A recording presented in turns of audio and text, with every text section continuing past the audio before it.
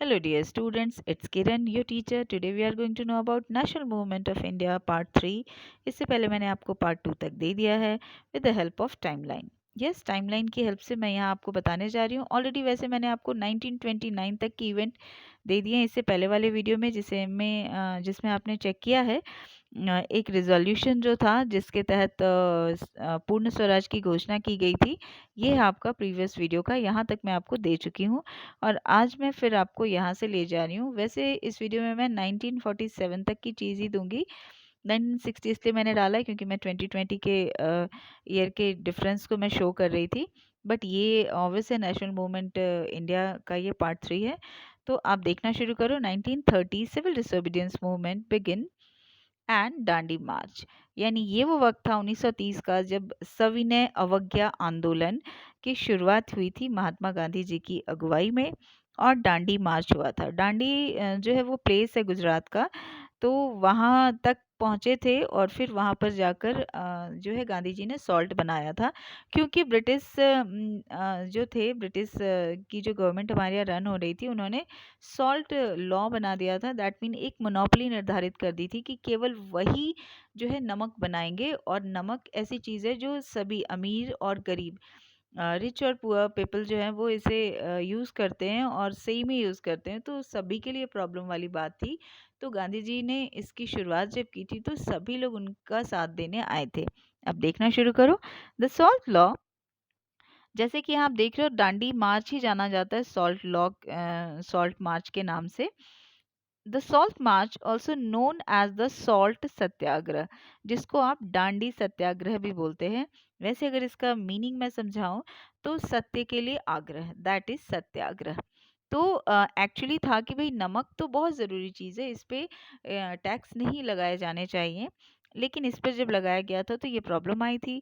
ये एक एक्ट था जिसे हम कहते हैं सिविल डिसोबीडियंस मूवमेंट, जो कि non violent civil disobedient movement ज़्यादा कहना सही होगा. क्योंकि एकदम इसमें हिंसा नहीं हुई थी. एकदम बड़े ही शांतिपूर्वक तरीके से इसे किया गया था. ये शुरू कब हुआ था? From 12 March 1930 to 6 April 1930. Approximate ये 25 डेज था. और ये डायरेक्ट एक्शन कैंपेन था टैक्स के लिए, क्योंकि जो टैक्स ब्रिटिश ने लगाया था उसको अपोज किया जा रहा था इसके थ्रू. और ये था resistance and non violence protest against British salt monopoly. यानी ब्रिटिश का जो सॉल्ट के लिए एक एकाधिकार था, मोनोपोली था, उसे तोड़ने की कोशिश थी. और इसलिए ये शुरू किया गया था. गांधी जी ने इसे शुरू किया था. और गांधी जी ने इसे शुरू किया था कैसे? तो Mahatma Gandhi started this march with 79 of his trusted volunteers. The march span over 240 miles, लगभग 380 किलोमीटर था. तो गांधी जी ने अपने 79 ट्रस्टेड वॉलंटियर्स जो थे, उनके जो सहयोगी थे, जो उनकी मदद करते थे हमेशा, उनके साथ उन्होंने शुरुआत की थी. और ये लगभग 384 किलोमीटर कंप्लीट उन्होंने किया था पैदल चलते हुए. और साथ साथ बहुत से लोग जुड़ते गए. शुरुआत हुई थी 79 लोगों से, लेकिन बाद में इसमें बहुत सारे लोग जुड़ते चले गए. और मैं यहाँ पर बता दूं कि एक दिन में वो लगभग जो है वो 10 किलोमीटर के करीब चल लेते थे. और इसके बाद जो है ये शुरुआत कहाँ से हुई थी दांडी मार्च? फ्रॉम साबरमती आश्रम टू दांडी. दोनों ही हालांकि गुजरात में है. और दांडी को जो उस टाइम पे नवसारी भी कहा जाता था. When Gandhi ji broke the salt law at 6:30 AM on 6 April 1930. That mean 6 April की सुबह 6:30 बजे गांधी जी ने समुद्र के पास पहुंचकर वहां पर सॉल्ट बनाकर ब्रिटिश की मोनोपोली जो थी, एकाधिकार जो था, उसे ब्रेक किया था. इसके बाद बात आती है, इस सीरीज में मैंने उठाया है. सी आप इसे समझने से पहले ये समझ लो, बहुत सारी छोटी छोटी इवेंट्स होती थी. ऐसा नहीं है कि इसके बाद एकदम इतना लंबा गैप होता था, लेकिन उनमें से जो इम्पोर्टेंट इवेंट रही है उनको ही मैंने इसमें कैप्चर किया है. ये बात आती है 5 मार्च 1931 की. Civil disobedience movement came to an end. ये जो था, जैसे कि आपने देखा कि ये सिविल डिसोबीडियंस मूवमेंट चला था 1930 में, जो कि ऑलमोस्ट 25 डेज चला था. 12 मार्च से शुरू होकर 6 अप्रैल तक, 1930 तक. इसके बाद ये मूवमेंट चलता रहा. दैट मीन इंडियन लोगों ने महात्मा गांधी की अगुवाई में ब्रिटिश के रूल को जो है बिल्कुल मानना बंद कर दिया था, खुद से सॉल्ट बनाने लगे थे। ऐसी बहुत सी चीज़ें हुई, हालांकि बीच की स्टोरी जब आप देखोगे तो बहुत सी ऐसी इवेंट हुई जो कि गांधी जी पसंद नहीं करते थे। जैसे बहुत से इंडियन जो थे वो ब्रिटिश गवर्नमेंट की जो सॉल्ट की फैक्ट्री थी उनके सामने जाकर सॉल्ट बनाते, एक तरह से वो उन्हें टीज करते, जिससे कि वॉयलेंस बढ़ता, क्योंकि ऑब्वियसली फिर वो चुपचाप इसे सुन तो नहीं सकते थे। तो इस तरह से चीज़ें चली। जब ये 5 मार्च 1931 आया तो civil disobedience movement came to an end. That means से अंत का वक्त आ गया। इस दौरान जो है क्यों अंत हुआ? क्योंकि गांधी एंड इरविन पैक्ट हुआ। इरविन थे लॉर्ड इरविन इनको कहा जाता है, बट इसे नॉर्मली हम जानते हैं गांधी इरविन पैक्ट के नाम से। ये एक पैक्ट था, एक समझौता था जो साइन हुआ Gandhi ji and the viceroy of India. That mean उस समय के जो वाइसरी थे लॉर्ड इरविन थे, इसीलिए गांधी इरविन पैक्ट के नाम से जाना जाता है। हालांकि ये उस समय तो बंद हुआ, फिर शुरू हुआ, और फाइनली ये जो मूवमेंट था ना, ये धीरे धीरे अपना जो इंटरेस्ट था वो खोने लगा। 1934 आते आते मूवमेंट एक तरह से पूरी तरीके से बंद हो गया। ये था 7 अप्रैल 1934 का वक्त था। हालाँकि इसमें बहुत सी ऐसी चीज़ें थी जो कि देखने वाली चीज़ होती है। आप देख रहे हो topic number 16, that is 1935 government of India act.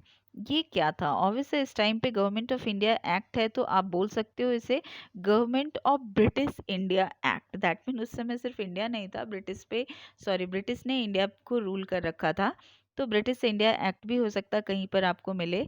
तो ये जो है 1935 का ये एक्ट था क्या? तो गवर्नमेंट ऑफ इंडिया का जो 1935 का एक्ट था, ये act of the parliament of United Kingdom, ये actually United Kingdom that mean Britain के द्वारा बनाया गया ये एक्ट था। इसमें बहुत सी चीज़ें थी ऐसी जो एक्चुअली चली नहीं, ये फेल हो गई, क्योंकि एक्चुअली इसमें इंडिया को एक फेडरेशन बनाने की चाहत थी, या फिर उस पर काम किया गया था, लेकिन ये फेल हो गया था। एक तरह से बड़ा ये एक्ट था आज़ादी से पहले का, ब्रिटिश के द्वारा किया गया, जो कि फेल हो गया था। तो जैसे मैंने यहाँ दे दिया है, but the concept of an all India federation failed completely, क्योंकि इंडिया को एक फेडरेशन बनाने की जो कोशिश थी वो फेल हो गई ब्रिटिश की, वो काम नहीं कर पाया। हालांकि इसकी बहुत सी चीज़ें थी, चूंकि वीडियो बहुत बड़ा नहीं करना चाहती, केवल मैं टॉपिक से आपको इंट्रोड्यूस करवाना चाहती हूँ, इसलिए मैंने इतना ही दिया है। अब जो है इसका टॉपिक नंबर 17, दैट मीन ये पार्ट 3 का जो है, इसमें जो आप देख रहे हो 1940 लाहौर रेजोल्यूशन, ये क्या था?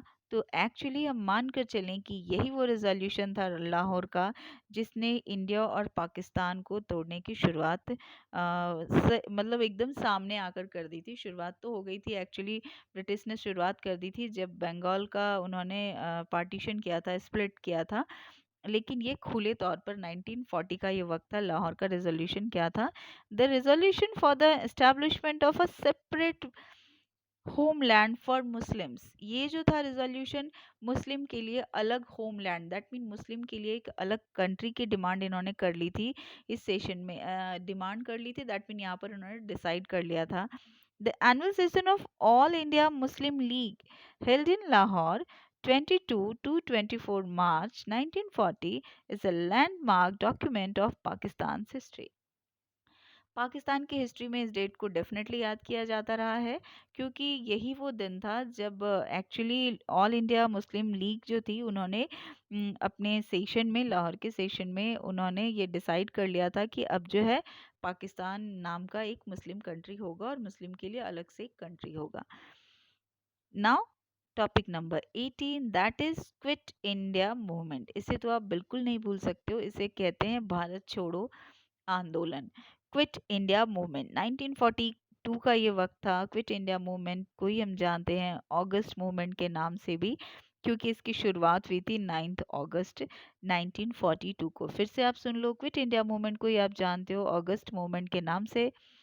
The quit India movement also known as the August movement, ये मूवमेंट जो था, it was a movement launch at Mumbai या फिर बॉम्बे सेशन। उस टाइम पे एक्चुअली बॉम्बे ही कहा जाता था। इसलिए, लेकिन अब तो आप उसे मुंबई कहते हो, तो इसलिए आपको इस तरह के बुक में बॉम्बे ही देखने को मिलेगा, इसलिए मैंने भी बॉम्बे ही डाला है। At the Bombay session of All India Congress Committee by Mahatma Gandhi on 9th August 1942 during World War II, demanding an end to British rule in India. Yes, इस दौरान महात्मा गांधी ने डिमांड कर दिया था कि अब हमें जो है इंडिया की पूर्ण स्वराज की घोषणा तो उन्होंने 1929 में ही कर दी थी, लेकिन इस दौरान उन्होंने सीधे कहा था कि ब्रिटिश भारत छोड़ो। इस आंदोलन की शुरुआत उन्होंने की थी। याद रखने वाली बात ये है कि ये अगस्त का जो क्विट इंडिया मूवमेंट था वो वर्ल्ड वॉर टू के टाइम पे ही शुरू हो गया था। इस दौरान वर्ल्ड वॉर टू चल रहा था, उस दौरान ही इसकी शुरुआत हो गई थी। अब इसकी शुरुआत क्या हुई, जैसे ब्रिटिश ने या ब्रिटेन ने डिसाइड कर लिया था कि वो इंडिया को आज़ाद कर देंगे, तो ये था 1946 कैबिनेट मिशन। दैट मीन ये वो निशानी थी जहां पर पता चल गया था कि अब ब्रिटिश जो है वो इंडिया को आज़ादी देने वाले हैं, आज़ाद करने वाले हैं। The cabinet mission came to India aim to discuss the transfer of power from the British government to the Indian leadership। यानी 1946 में ब्रिटेन की एक कैबिनेट मिशन इंडिया आई, वो ये जानने के लिए, या उनका मकसद ये था कि उनके हाथ में जो इंडिया का पावर है वो ट्रांसफ़र कर देंगे इंडियन लीडरशिप के पास। दैट मीन कि वो इंडिया को आज़ाद कर देंगे।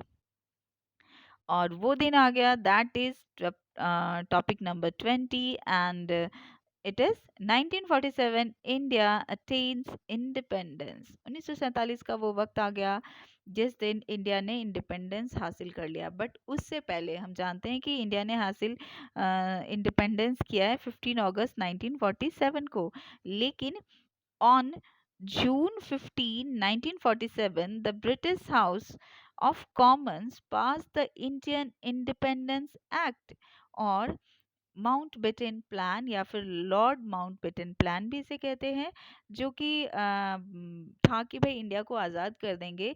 लेकिन लॉर्ड माउंटबेटन प्लान को मैंने अलग से नहीं एक्सप्लेन किया, यहीं पर मैं बता देती हूँ। ये जो माउंटबेटन प्लान था, या फिर जून 15 1947 को ब्रिटिश हाउस ऑफ कॉमन में पास किया गया रूल था इंडिया की आज़ादी के लिए, उसकी बुरी बात ये थी, या फिर लॉर्ड माउंटबेटन की बुरी बात ये थी कि इंडिया को दो भाग में डिवाइड कर दिया गया था, which divided India into two dominion, India and Pakistan. It called for each dominion to be granted its independence by August 15 of that year. That means 1947 का वो दिन था जिस दिन ये जो है ये शुरुआत हो गई थी, जिसमें कहा गया था कि भाई इंडिया जो है अब आज़ाद हो जाएगा। तो इसकी शुरुआत आपने देखा कि 1946 से ही हो चुकी थी, क्योंकि 1946 का ये कैबिनेट मिशन ही जब इंडिया को पावर देना चाहता था, और वो उनके यहाँ दैट मीन ब्रिटिश के पार्लियामेंट में 15 जून 1947 को जो है लॉर्ड माउंटबेटन प्लान पास किया गया था, जो एक्चुअली इंडिया की आज़ादी तो थी, लेकिन इंडिया की आज़ादी विथ डिवीज़न, इंडिया के डिवीज़न के साथ इंडिया की आज़ादी थी। तो बस यही था नेशनल इंडिपेंडेंस के लिए, जो कि बहुत से मूवमेंट चलाए गए थे इंडियंस के द्वारा। तो चलो आज के लिए बस इतना ही। Bye, take care.